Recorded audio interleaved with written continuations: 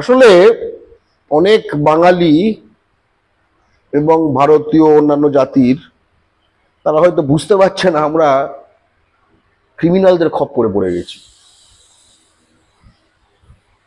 ঠিক আছে, ক্রিমিনালদের খপ্পরে পড়ে গেছি। যার সাহেব এই তার ছোট সাহেব, মেজো সাহেব, ফুল সাহেব, নতুন সাহেব, রাঙা সাহেব, সেজো সাহেব, তারা তুই রাস্তায় ধর্ষণ করবে তো, তারা যেরকম করেছে দেখলাম সেই ভিডিওটা এসছে, হাইওয়েতে ধর্ষণ করছে। খুব খারাপ সময় যাচ্ছে। এবং ভেবে দেখুন তো, এরা আপনাদের কাছে ভালো লোক আর রাহুল গান্ধী খারাপ লোক।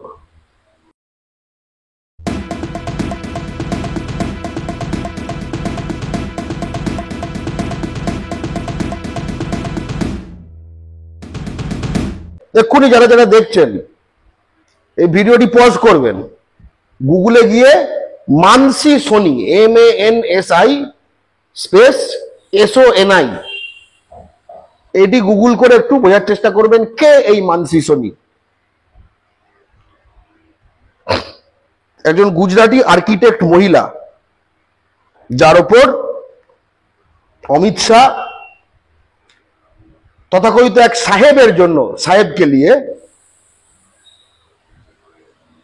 স্টেট ইন্টেলিজেন্সের দুর্ব্যবহার করে, কারণ রিটেন অর্ডার ছাড়া স্নুপিং করতো, অর্থাৎ নজরদারি চালাতো, কোথায় যাচ্ছে, কার সঙ্গে মিট করছে।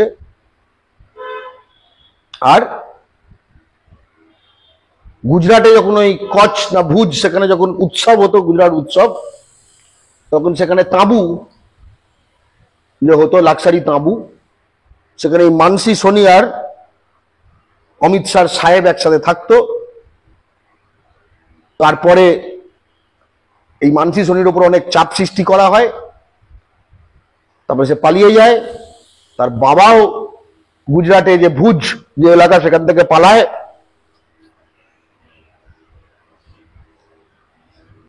আসলে অনেক বাঙালি এবং ভারতীয় অন্যান্য জাতির তারা হয়তো বুঝতে পারছে না আমরা ক্রিমিনালদের খপ্পরে পড়ে গেছি।